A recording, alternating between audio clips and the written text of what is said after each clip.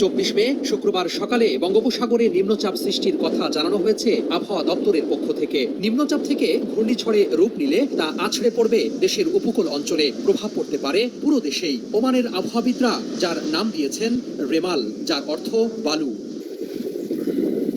এর মধ্যেই চট্টগ্রাম, খুলনার মংলা, পটুয়াখালীর পায়রা এবং কক্সবাজারের মাতারবাড়ি সমুদ্র বন্দরে 1 নম্বর দূরবর্তী সতর্ক সংকেত দেখাতে বলেছে আবহাওয়া অফিস। মাছ ধরার যানগুলোকে গভীর সমুদ্রে না যেতে নির্দেশও দেওয়া হয়েছে। রেমাল যদি আঘাত হানে তবে বাংলাদেশের সুন্দরবন সংলগ্ন খুলনা ও পটুয়াখালীর খেপুপাড়ার উপকূলের দিকেই প্রথমে আঘাত হানতে পারে বলে ধারণা করছেন আবহাওয়াবিদরা। এর গতিবেগ হতে পারে ঘন্টায় 120 থেকে 130 কিলোমিটার। কখন ও কবে নাগাদ আঘাত হানতে পারে তা এখনো সুস্পষ্ট বোঝা যাচ্ছে না উল্লেখ করে আবহাওয়া বিশেষজ্ঞরা বলছেন, আগামী রোববার রাতে আঘাত হানতে পারে ঘূর্ণিঝড় রেমাল। তবে এর সম্মুখভাগ রোববার দুপুরের দিকেই আসতে পারে বলে ধারণা করছেন তারা। ঘূর্ণিঝড়টি আঘাত হানতে পারে উপকূলের অনেক বড় এলাকা জুড়ে, এতে ক্ষয়ক্ষতি বেশি হওয়ার আশঙ্কা করছেন বিশেষ। ঘূর্ণিঝড়ের কারণে সৃষ্ট বাতাসের গতিবেগ যদি ঘন্টায় 62 থেকে 88 কিলোমিটার হয় তখন তাকে ঘূর্ণিঝড় বা ট্রপিক্যাল সাইক্লোন বলে। গতিবেগ যদি 89 থেকে 117 কিলোমিটার হয় তাকে বলা হয় প্রবল ঘূর্ণিঝড়। বাতাসের গতিবেগ ঘন্টায় 118 থেকে 119 কিলোমিটার হলে তখন তা অতি প্রবল ঘূর্ণিঝড়ে রূপ নেয়। গতিবেগ 220 কিলোমিটার বা তার বেশি হলে তখন তাকে বলা হয় সুপার সাইক্লোন। তবে আবহাওয়াবিদরা বলছেন, রেমাল আঘাত হানলে তা প্রবল থেকে অতি প্রবল ঘূর্ণিঝড় হতে পারে, তবে সুপার সাইক্লোন হওয়ার কোনো শঙ্কা নেই।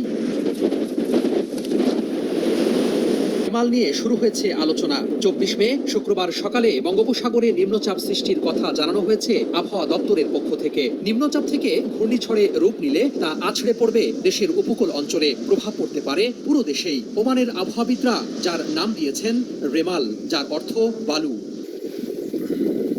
এর মধ্যেই চট্টগ্রাম, খুলনার মংলা, পটুয়াখালীর পায়রা এবং কক্সবাজারের মাতারবাড়ি সমুদ্র বন্দরে 1 নম্বর দূরবর্তী সতর্ক সংকেত দেখাতে বলেছে আবহাওয়া অফিস।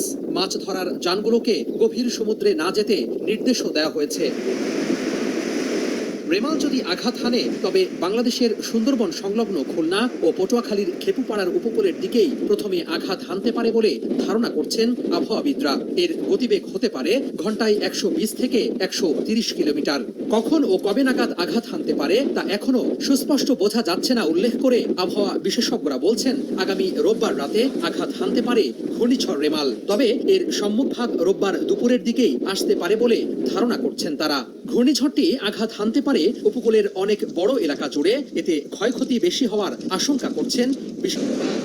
ঘূর্ণিঝড়ের কারণে সৃষ্ট বাতাসের গতিবেগ যদি ঘন্টায় 62 থেকে 88 কিলোমিটার হয় তখন তাকে ঘূর্ণিঝড় বা ট্রপিক্যাল সাইক্লোন বলে। গতিবেগ যদি 89 থেকে 117 কিলোমিটার হয় তাকে বলা হয় প্রবল ঘূর্ণিঝড়। বাতাসের গতিবেগ ঘন্টায় 118 থেকে 119 কিলোমিটার হলে তখন তা অতি প্রবল ঘূর্ণিঝড়ে রূপ নেয়।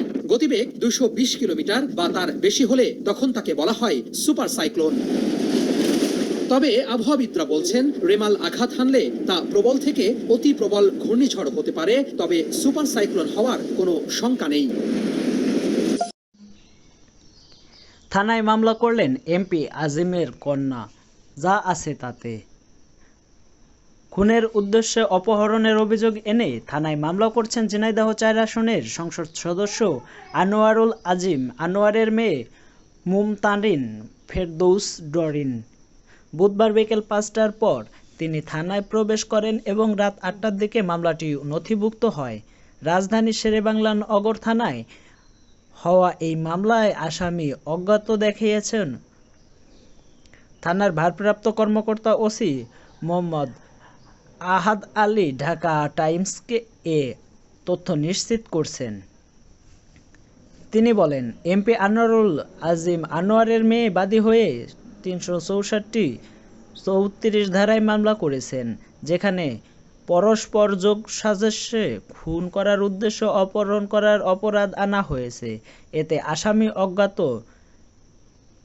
ডিসিডিবি ওয়ারি আহাদ মামলাটি তদন্ত করেন।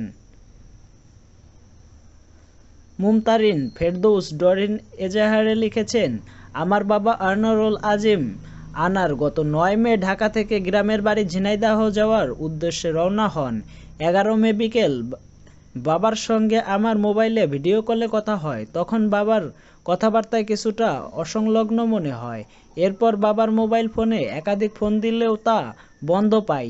গত 13ই মে আমরা বাবার ভারতীয় সিম নম্বর থেকে উজির মামার হোয়াটসঅ্যাপ নাম্বারে মেসেজ আসে। সেখানে লেখা ছিল, আমি হঠাৎ করে দিল্লি যাচ্ছি, আমার সাথে ভিআইপি আছে, আমি অমিত শাহর কাছে যাচ্ছি, আমাকে ফোন দেওয়ার দরকার নাই, আমি পরে ফোন দিব।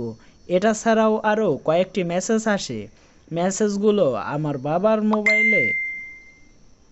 মোবাইল ফোন ব্যবহার করে অপহরণকারীরা করে থাকতে পারে।